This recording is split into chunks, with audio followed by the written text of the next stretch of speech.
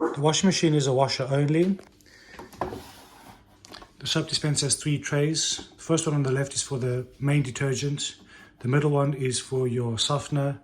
And the right hand side one is for your pre-wash.